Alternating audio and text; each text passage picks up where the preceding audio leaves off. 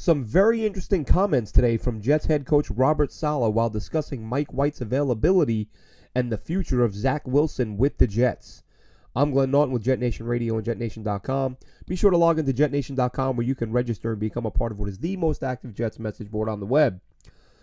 So Mike White, I'm sure you've heard it by now, first broken by Brian Costello of the New York Post, will be playing this Sunday starting on the road against the Seattle Seahawks, with the Jets having a shot at a playoff spot if they can win their final two games. Now listen, we talk all the time. You won't see an analyst, a fan, a player talk about a game before kickoffs and who doesn't say offensive line play is going to be a factor. That right now for the New York Jets for this Sunday has never been more true. You've got a quarterback who, while medically cleared, I can guarantee you is one good shot away from having to be taken out of the game and being done for the year in Mike White. And you better believe the Seahawks are going to be gunning for Mike White. They're going to have a target on his midsection. So that Jets O-line has got to hold up. They've got to give him time to throw the football, because if he gets pulled with an injury, you're going to Joe Flacco, and then the O-line becomes that much more important because you've got a dinosaur back there who can't move. And I could see if Joe Flacco were to come in this game late, I wouldn't be surprised if we see 8 sacks.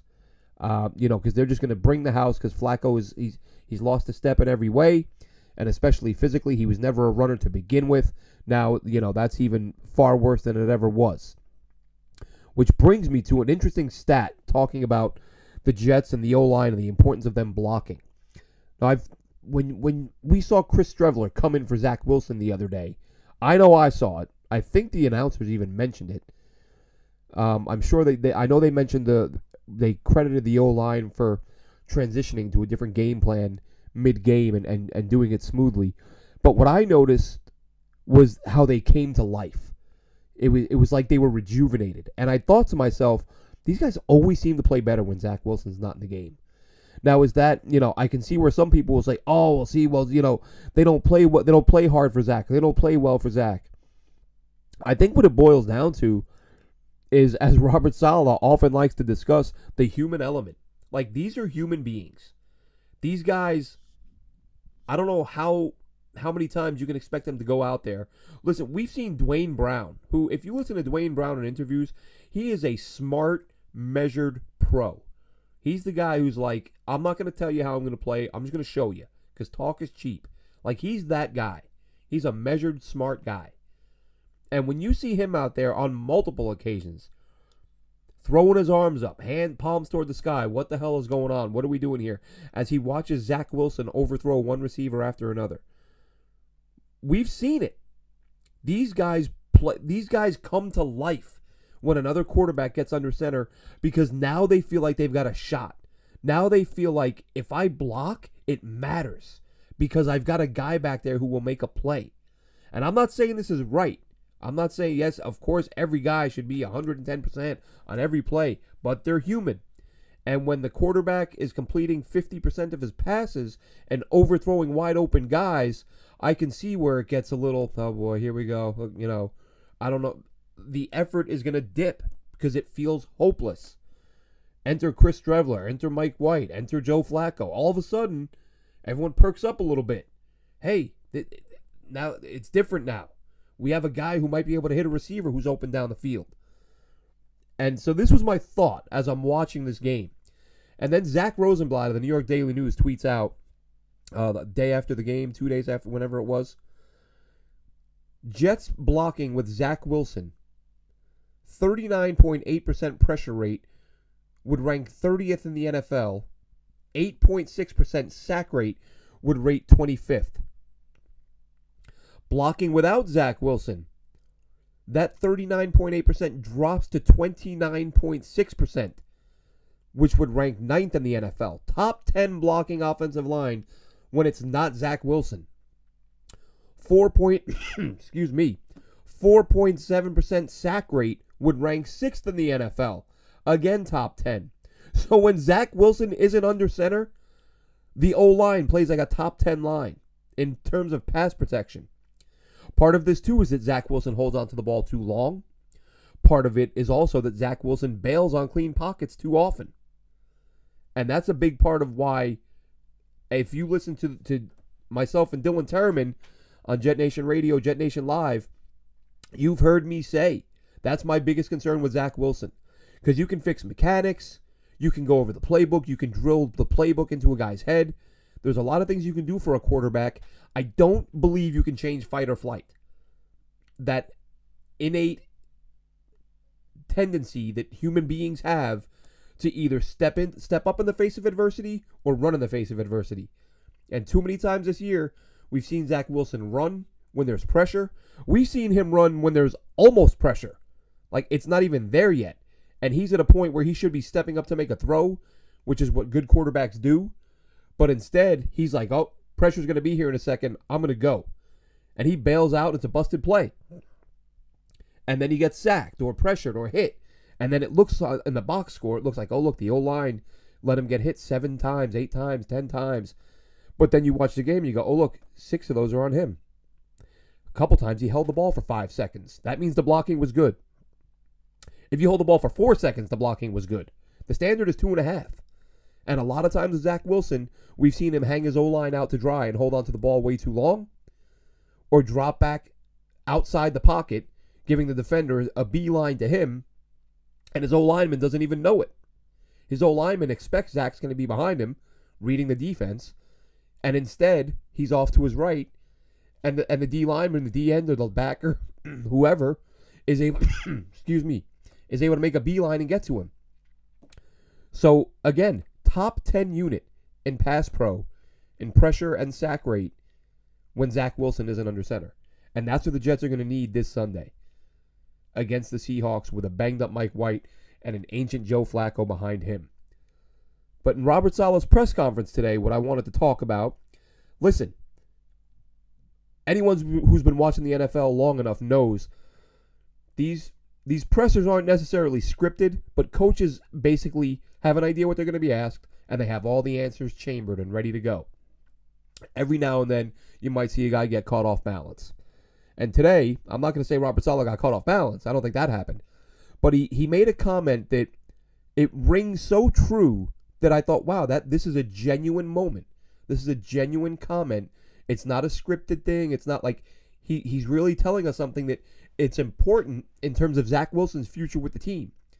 Right? And I'm not talking about where he says Zach has a future with the Jets and I believe he's going to be a good quarterback. That's the cookie cutter coach speak stuff that I expect to hear, which he did say. But what Robert Saleh said that was so interesting was how the words development and time in today's NFL are like oil and water. They don't go together. And he went on to say that everybody wants you to develop players, but nobody wants to give you time to do it. And he's right. He 100% right. He talked about how the outliers, the quarterbacks, really any position, but especially quarterbacks, the guys who come into the league and have that instant success, they're the outliers. But impatient fans and impatient owners, he didn't specifically say that, but he's basically saying they want to treat the outlier like the norm, like that's the standard. You got to get this. Look, that other quarterback was good in a year and a half. Our guy has to be good in a year and a half. Where that guy was good year one, our guy has to be good year one. And it just doesn't work that way. Guys learn at different paces. Guys learn at different rates. And no time other than this week should we be more aware of that or this week is when we should be most aware of it, is Geno Smith. Nobody was a harsher critic of Geno Smith than me. I thought he was a terrible quarterback.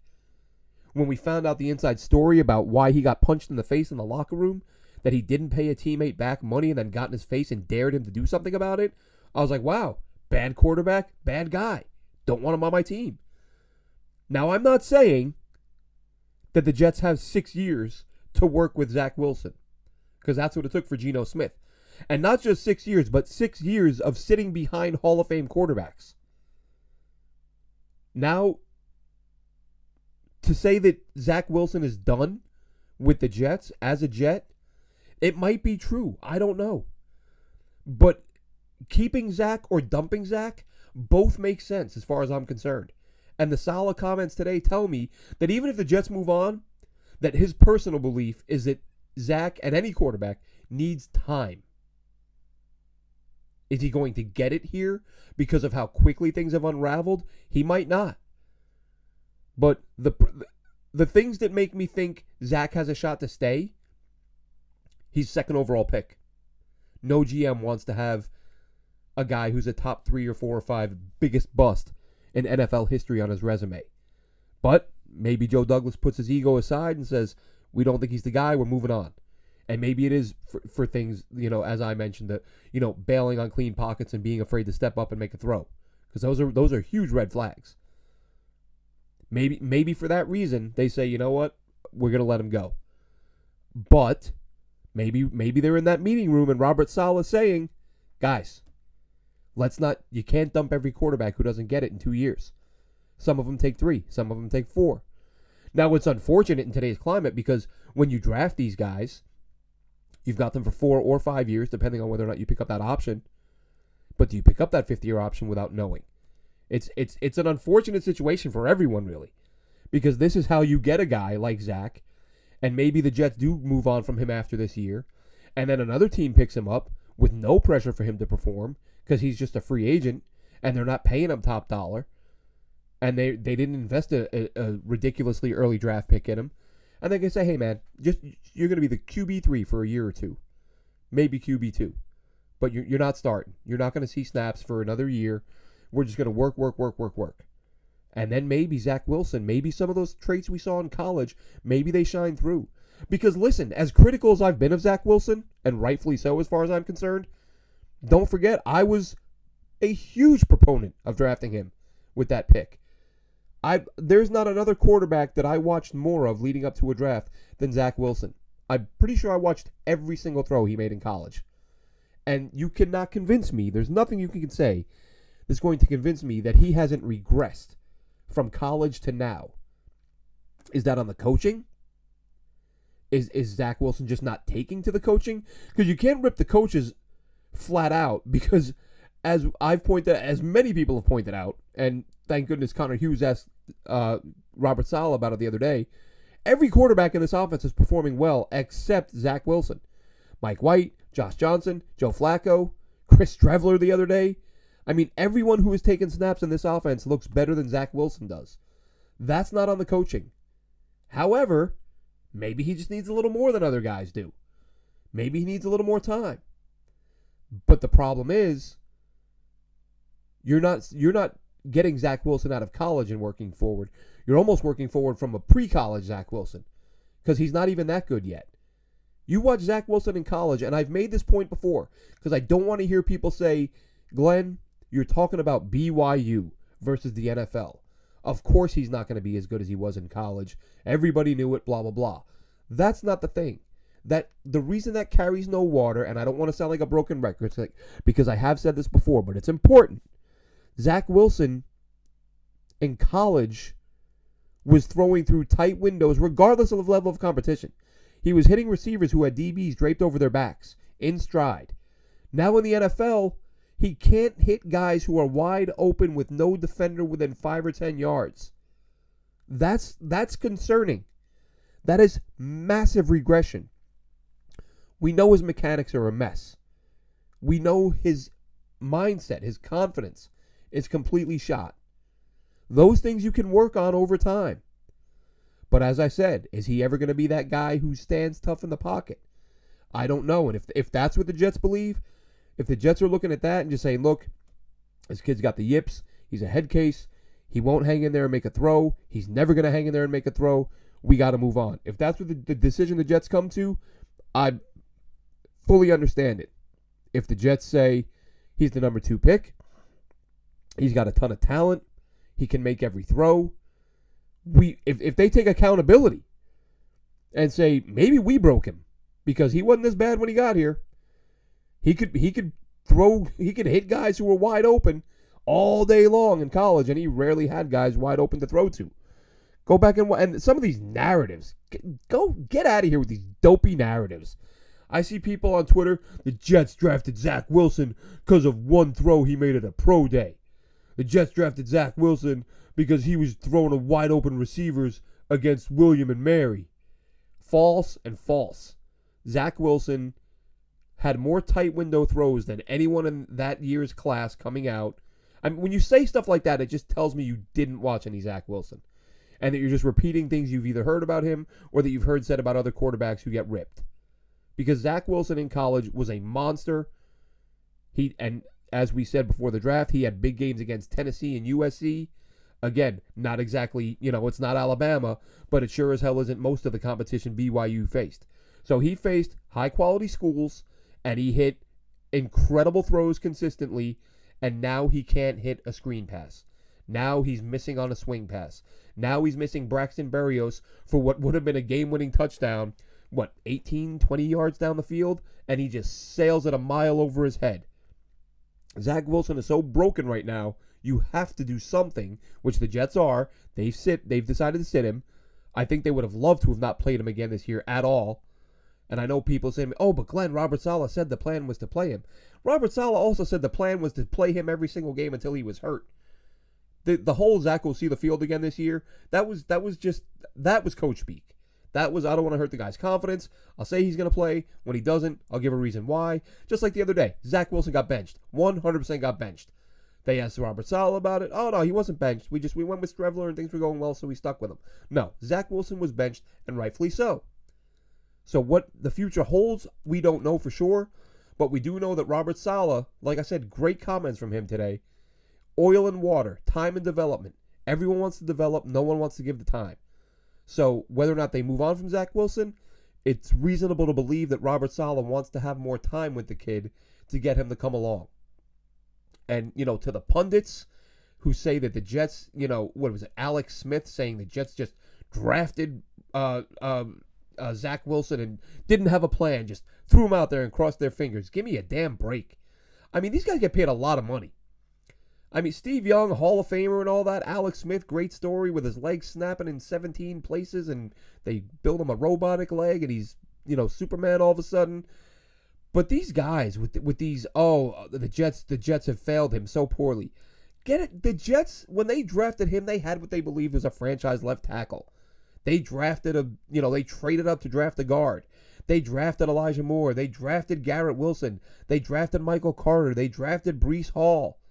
Every single aspect of the offense was improved for Zach Wilson. And you got these guys saying, the Jets just drafted him and just threw him out there. It's such an uninformed, lazy, stupid take. It just shows you didn't do your homework, but you want that ESPN paycheck. So they'll say the camera's on, action, whatever the hell they say, and you'll just blurt out the first lazy narrative that comes to mind. Oh, that's what the Jets do. They just draft guys and they just didn't help him and this is what happens. No, it's not what happened. Now, if you want to argue the coaches have failed him, fine. As I said, other quarterbacks have performed well. Mike White, who was a guy who was drafted in the 5th round. He wasn't a day one pick. Has been on and off this team several times on the practice squad. He seems to have come along quite nicely.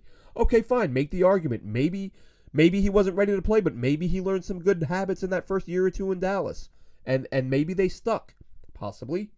I'm open to that possibility. But to say that Zach Wilson is a guy who the team is absolutely 100% ready to move on from, I'm not buying it yet. And I'm not saying they shouldn't. I'm just saying I would be surprised if they did, based on his draft status and based on what Robert Saleh told us today about what he believes the importance of giving a guy time.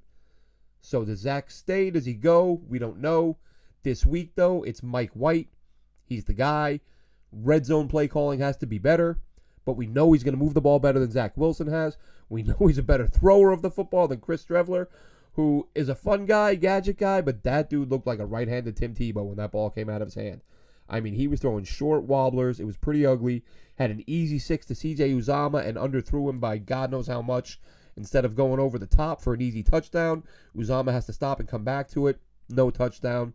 Could have changed the whole trajectory of the game. But it is what it is. Wilson, inactive. Flacco, the backup. Mike White, the starter. Jets need 2 wins plus a Patriots loss, and they are in the playoffs, as unbelievable as that sounds. Now they got to get it done. I'm Glenn Naughton with JetNation Radio. Be sure to tune in Thursday night. Myself and Dylan Terman, JetNation Live. We will be sending out the link via YouTube or via Twitter. And be sure to join us and check it out. Have a good one, Jets fans.